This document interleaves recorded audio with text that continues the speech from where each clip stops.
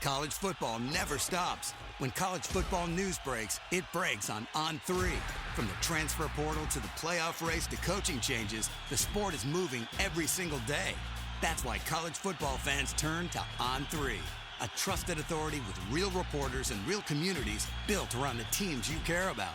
Find all of your favorite teams and join the community. Get the full picture at on3.com. That's ON and the number 3.com.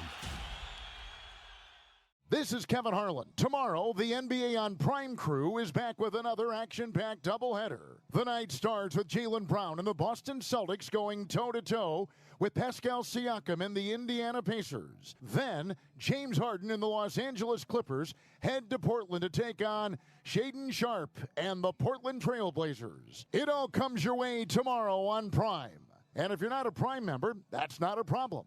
Sign up for a 30-day free trial to get started today.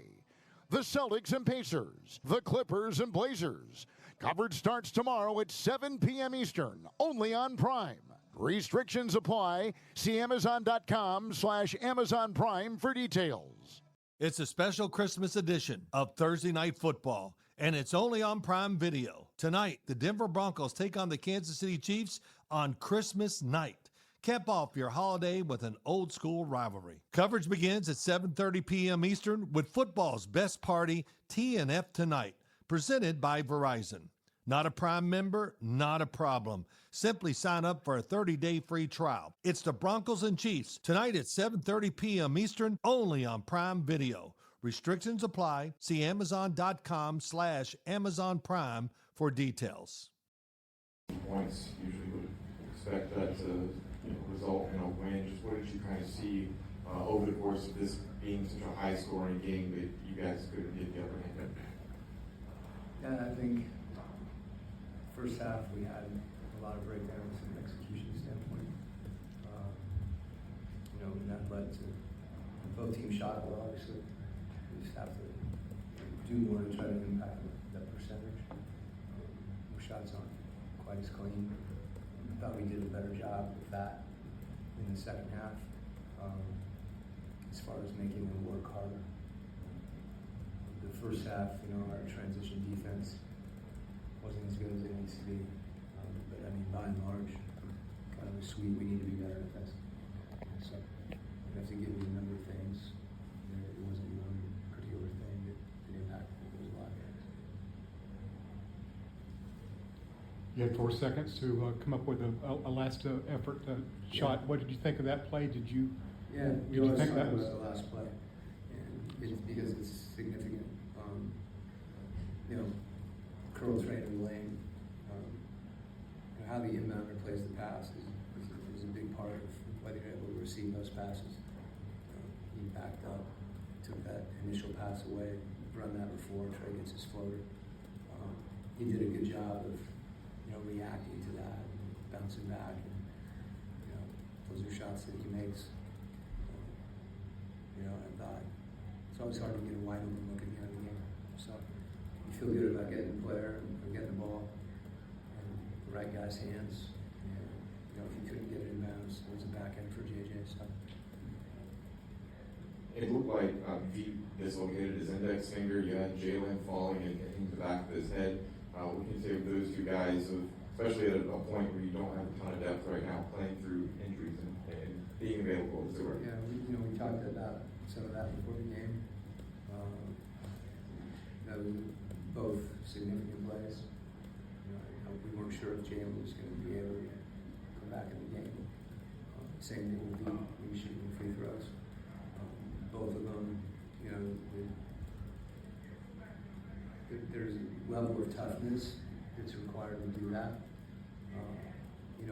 It's hard to shoot the ball like he did early on, and didn't miss after you dislocated your finger. But it's courage. He hit another one, he missed a couple. And obviously what JJ did, they're able to stay focused and just compete and figure that part out after the game. Coach, looking at the stat line, it's pretty even through basically every stat other than rebounding. Do you feel like the missing Kristaps Porzingis missing tonight's game and like the lack of size, if it really did you guys in? Yeah, I mean, we have to, there's no way that it doesn't do any good to kind of lament those things. I think if you do that, you take your focus away from what you can do and what you have to do.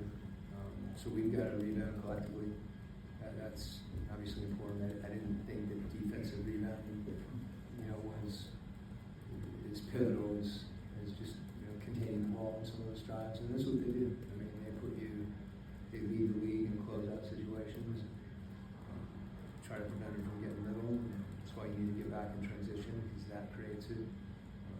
So a lot of things there. The big picture that if we do 5% better, 10% better, it starts to add up. How do you feel about like the percentage of half-court defense plays where you're in rotation? Like, is it a trade-off with the pressure on the ball, or is it happening too often? How do you feel about that at this point? Well, I was working his tail off at 6'8". So if, as I mentioned, the ball can get in the paint a lot of ways. If we're backed up, we have a 6'8" center at the rim. So those are all trade-offs. I think the answer to the best answer is to try to have some variety in your coverages. It's hard against them. We did that tonight. We've done that in other games where you're switching 1 through 5. They're driving by and getting the paint. It's something we look at and talk about a lot and try to work on. The thing about those rotations is when you do have them, it's that much more important to not get beat middle. It's that much more important to not go for a curl shot fake, which we did a couple of times. So there's more opportunities, to make mistakes, and that requires us to be even more disciplined. There's times when we're in a certain coverage and we're not up high enough, and they're getting downhill. And Giddy's a big guard. He's 6'6", 6'7". That's he's an inch taller than him. So we got to try to make our defense, fit our personnel, and we got to be good at what we do. Our margin isn't great in those situations. I don't think.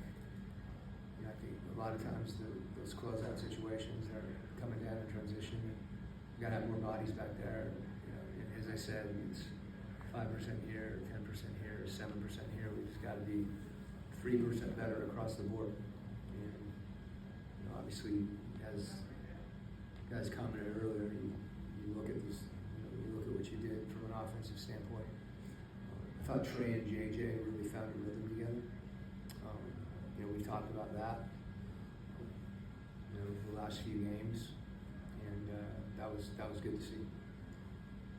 Okay. Thank you. College football never stops. When college football news breaks, it breaks on On3. From the transfer portal to the playoff race to coaching changes, the sport is moving every single day.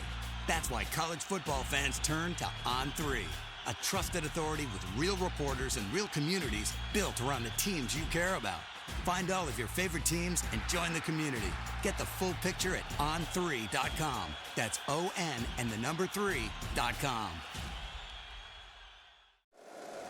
If you like the show, please take a moment to rate, review, and subscribe. It really does help the show to grow. Thank you for listening.